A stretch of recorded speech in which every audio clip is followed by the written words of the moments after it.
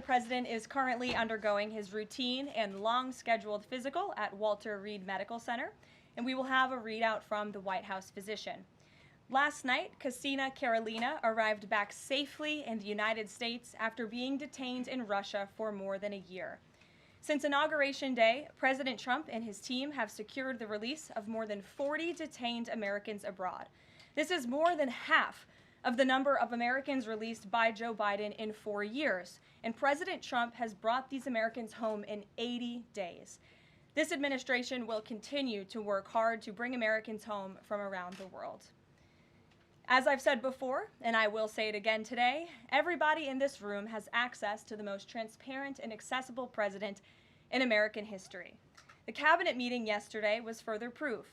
President Trump asked each secretary to provide an update to all of you in the media on the critical work they are doing at their respective agencies to deliver on his agenda.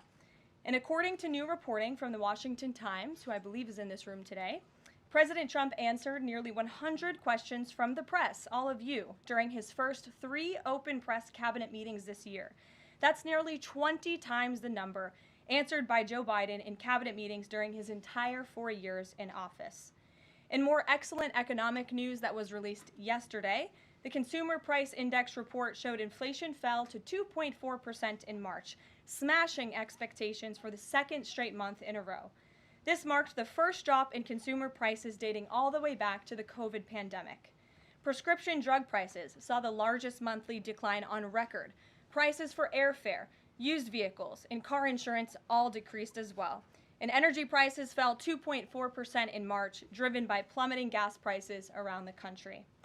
Also yesterday, House Republicans answered President Trump's call to move forward the budget resolution and officially set the stage for the passage of one big, beautiful bill.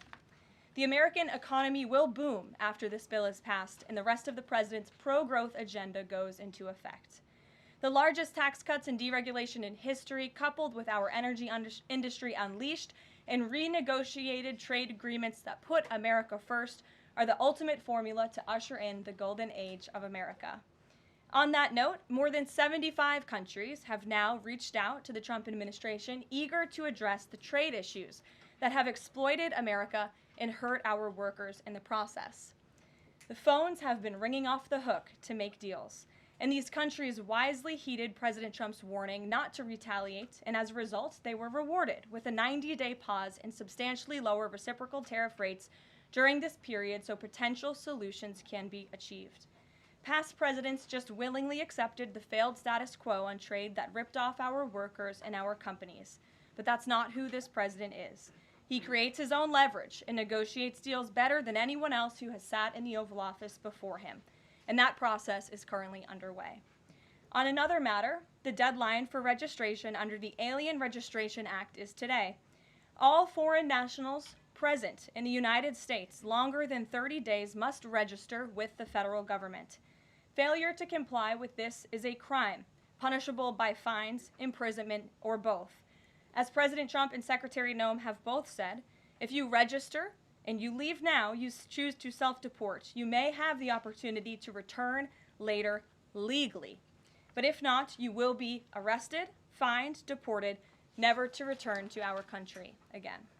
The Trump administration will continue to enforce our nation's immigration laws. We will not pick and choose which laws to enforce. We must know who is in our country for the safety and the security of our homeland and for all American citizens. I also have a note from the First Lady to share with you on this Friday. On Tuesday this week, First Lady Melania Trump celebrated the advancement of the Take It Down Act in the House Energy and Commerce Committee. The important legislation passed the committee with bipartisan support. And as you may remember, the president talked about this bill in his address to a joint session of Congress last month.